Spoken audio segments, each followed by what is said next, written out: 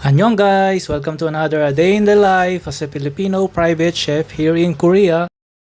So ayun nga, after ng napakasaya kong 6-day na vacation sa Pilipinas, eto at balik na ako sa Korea. Magiging super busy nga pala ako sa loob ng isang linggo na to. Kasi araw-araw for 6 days, kailangan kong mag-send ng lunch for 20 person. Medyo mahirap gawin yon kasi gahol sa oras kapag lunch. Mga sandwiches lang naman yung kailangan kong gawin for lunch nila pero hindi rin kadalian gawin yon. Kaya sa mga susunod ko na vlog, abangan nyo kung ano-ano yung mga gagawin ko. So pagdating ko nga sa work, inuna ko na naman yung bisyo ko, yung pag-garden.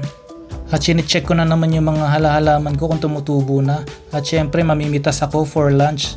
Ito yung mga mint, kailangan kasi lagi itong pinuputulan para mas lumago pa sila. Kasi pag hindi mo pinutulan, maaga siyang gugulang.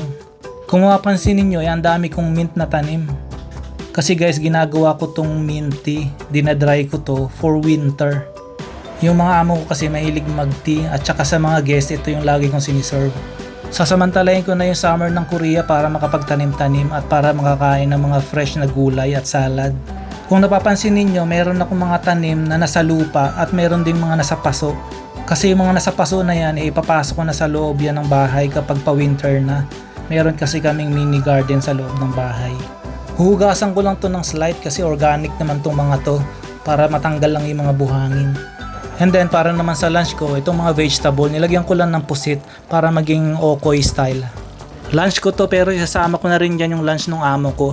And then gagawan ko lang siya ng chimichurri kasi medyo marami akong parsley na nabili at mura ngayon. Ito ang ipaparis ko sa okoy niya para naman maging familiar yung lasa sa kanya. So itong chimichurri, masarap na i-partner talaga to sa mga grilled na meat, grilled na fish, ganon. Tsaka sa mga mantikang pagkain. So nilagyan ko lang yun ng garlic, asin paminta, oregano, smoked paprika, olive oil, and cider vinegar. Tapos ilalagay ko lang yan sa ref ng 30 minutes para mas lumasa siya lalo. Ayan, at maaga ko na nga isa-serve yung kanyang lunch at maaga na rin akong kakain. Kasi nga alis ako today, pupunta ako ng Costco para mamili ng mga kakailanganin kong ingredients. At para naman sa okoy ko na lunch, suka, toyo lang yan, solved na yan. Tapos meron din akong piniritong tofu. Sinabay ko na rin ihanda yung dinner nila dyan kasi nga baka gabihin na akong umuwi. Para sa dinner nila, seared chicken lang, baked potato, tapos broccoli, and then yung chimichurri na ginawa ko. Tapos para sa soup naman nila, gumawa lang ako nitong chicken soup. 1 PM na nga at kailangan ko nang bumiyahe para mamili. 40 minutes yung biyahe papunta doon. At yung pupuntahan ko kung saan ako mamimili, dito sa may Yangjae Costco. Ito yung pinakamalaking Costco dito sa Korea guys. So yung Costco, ito yung parang SNR sa Pilipinas na kailangan member ka dito para makapamili ka. Nasa almost 40,000 Korean won ang membership dito annually. Kumbaga nasa 2,000 pesos sa Pinas. Most products na mabibili nyo dito ay mga American brand na dito nyo lang mabibili sa Costco. At bulky yan ang mga mabibili dito guys, kaya kapag may mga events ako, dito rin talaga ako namimili. So ayan, mga sandwiches nga yung i-prepare ko, kaya naman puro pang sandwiches yung mga ingredients na bibili natin today. So as a private chef, ikaw talaga lahat ang gagawa from planning, costing, menu, hanggang sa matapos yung events. So kailangan pinaplano talaga maigi kasi bawal magkamali sa work na ganito. So kapag namimili ako, nagsasama lang ako ng driver para may taga-drive at may taga-buhat. Siyempre kapag andito ka sa Costco, huwag mong palalampasin kumain sa food court nila. Kasi ang super mura ng mga food dito, as in bagsak presyo talaga.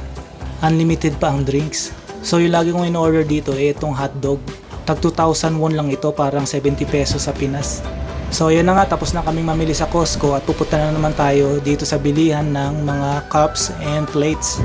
Dito nga pala to guys sa may Pangsan Shijang or Pangsan Market.